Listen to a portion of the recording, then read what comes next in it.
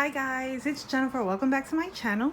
And today I'm going to be teaching you something that is a staple for all Puerto Ricans during the holidays.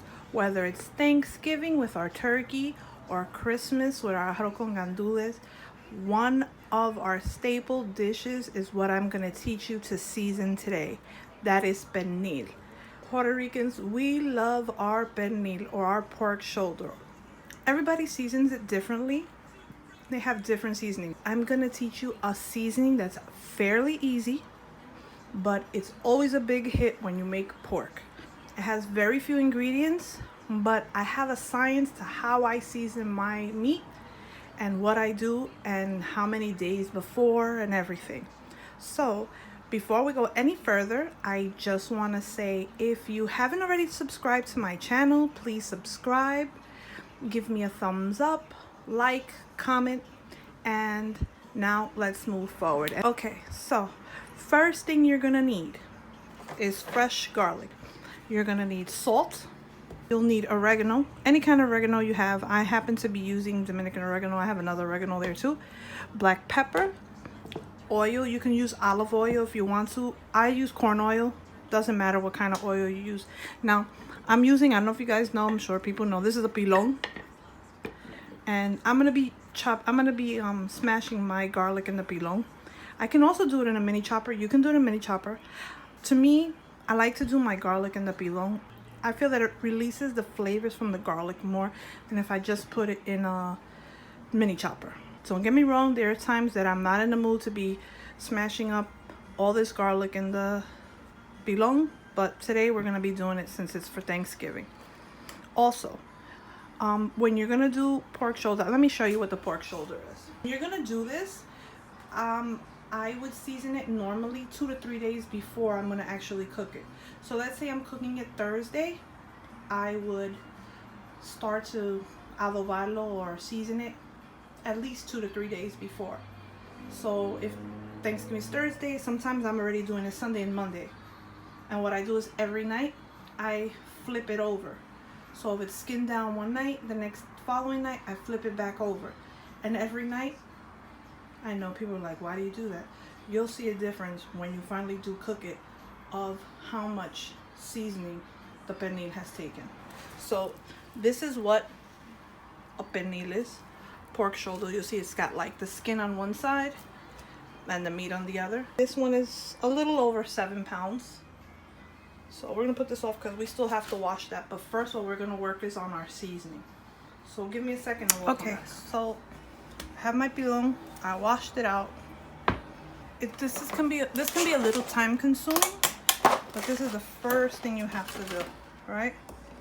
So you'll start out little by little, adding it. They're flying all over the place. I'll get that. So little by little, you'll start to notice. So if you smash it more and more, it's not like if you're putting it in the mini chopper. I gotta make sure you can see that. It's not like you're putting it in the mini chopper where we're just, the more and more you smash it up, the more and more it'll go like this. So we're gonna keep doing this, and you have to do them one by one, like 2 or 3 at a time, because if not, I was always taught to cover it with my hands so nothing flies out. And you're just gonna keep doing this. Now you're gonna see me just keep going and going, adding them 2 at a time, 3 at a time. And once you get them smashed down one time, they shouldn't jump around so much. So when I finish doing this, I'll show you what it looks like. Okay, so we're back. I want to show you what I mean. So you're gonna notice how it gets like this. Now I'm still gonna chop it more and more to see how fine I can get it, but sometimes if it gets too, you see how much is in there, I still have to chop. I still have big pieces. I'm gonna put it in one of these clear things so you guys can get a good idea of how much and what I'm gonna add. See how that is? It should be like that. That's perfect.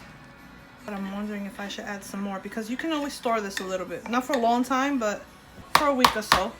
I'm sorry guys, I thought I was taping, recording, and I didn't. Duh. Anyway, so oil. I used a cup of oil that I added to my mixture of garlic, and we're just mixing it all around. Now first we're going to start out with salt. So you want this mixture to be extra salty. Okay, so we're going to start out little by little. Just a little extra salty, not super-y, but this is going to be a somewhat, I want to say, what did I just put, about 3 tablespoons of salt to this much garlic. I'm going to stir it. So I just added about half a teaspoon of black pepper. It needs more. So let's put that whole teaspoon of black pepper. And you're going to start to notice that it gets dark when you start adding the pepper, the oregano. I'm going to add, first you're going to start out with like half a teaspoon of oregano. And we'll see. Because mine is it's like dust. But I think it could take a little bit more. So let's say like a teaspoon's worth of oregano. I'm going to stir this. And the reason why you want this oil is because when you start to season your meats, you want it to be all, I'm sorry guys if you hear all that noise outside. There seems to have been an accident and it's crazy. And I live off of a very busy service road next to the highway in New York, so it's a little crazy here. What I should have told you was, see, when I see the sazon look like this, that the garlic looks like this, reminds me of my grandmother. Like, this is the real old school way to make this. The only thing is, I know you don't want to, but you gotta taste it to make sure it has enough salt. That's what it should really look like. If you didn't the pilon and it comes out like this, so I washed off my meat, and this is what you should be left with. Like I said, you need gloves. So you want a very sharp knife because you're gonna make holes. I'm gonna show you what size. So you see, and you want to make sure it gets all the way down in, so that when you go to put your, I want to make sure you can see that. So when you go to put your adobo and your seasoning, it gets inside there. They don't need to be so big. I cut it too much here, but so like this, perfect size. I want to be able to stick my finger all the way down. See, almost my whole finger could go, my 2 fingers all the way down to the bottom. So, and you want to make a lot of them because you want the seasoning to get all in your meat inside. I remember when I used to make like parties for certain things, like for my daughter's birthday parties when she was younger, and I had certain parents of hers, like the moms, they'd be like, I'm coming not just for your daughter, but also for your pernil. You make the best pernil. And it's like with the most minimal things. It's just the way I season it, how long I leave it seasoning, and the science that I use of the flipping back and forth, so that it's almost like if you're doing a rotisserie chicken, it would keep cooking. It's almost like that. And believe me, if you don't spin it, you'll see the difference. I do. Everywhere you can put seasoning, you're gonna make holes, because you want to make sure that adobo or that sazon gets in there. Both sides. Sometimes this side is harder, sometimes this side is easier. We're gonna start with this side first. So let's start with this side. So this is what I do. This is my method, and this has worked for me for years. So I take just a little bit. I want to make sure you guys can see that. I take a little bit of the garlic and the oil, and you're gonna put it inside that hole you made, that cavity. Now you're gonna stick your fingers in and you're gonna try and work it. Sometimes you have to put a little bit more. And you're gonna start doing this. You're gonna start filling all those holes. So let's do it again. And yes, it's not just the garlic. It is the oil also. because it's gonna help it not dry out. Believe it or not, that oil will help it not dry out. Like I said, every time you put garlic, you're gonna put oil. This makes a mess. I'm doing it like this for you guys for the video sake, but normally I make it inside the pan. So this is what it'll look like at the end. And I massage it in as much as I can. This is very messy. This is why I will do it in one of these, because this is what you're gonna cook it in. So I'm gonna transfer it over. Now, like I said, every day, every night when I come home before I cook it, I will flip it in the pan.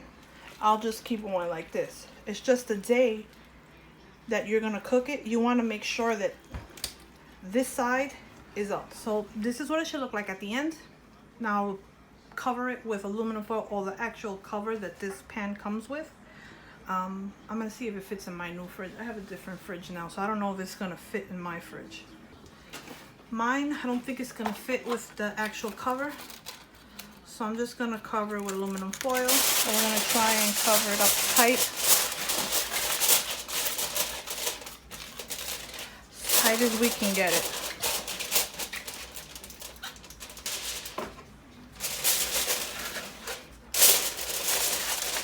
Now, we'll put this away until we're ready to cook it. So now we're just gonna put this in the fridge and we'll leave it there until the day I'm gonna cook it. Best bet is to cook it in these type of pots that I showed you. They come out the best in those. That's the way I grew up seeing my aunt and my grandmother and them cook it. That's the way I do it. Like, say you didn't season it in here and you did it the way I did it and it drips all over your counter, you're gonna notice that that smell, because garlic is very strong, stays on your counters. So, warning. I would season it in one of my pans, and if not, say it gets on your counter. Clorox cleanup, vinegar and Dawn, all those things get that smell off. Just a little tip. Even Comet and Dawn will start to lift that smell off, but my go-to is always like the Clorox cleanup and stuff. It's easier and it'll break down and make the smell go away. If you have not subscribed already, please subscribe to my channel. Give me a thumbs up. Hope you like it and tell me what you think. I hope you try it. If you don't try it for Thanksgiving, hopefully for the holidays. So let me know what you think. I'm gonna give all the information in the description box if you need to know, by measurement and stuff like that. So once again, thank you for watching and hope to see you soon. Bye.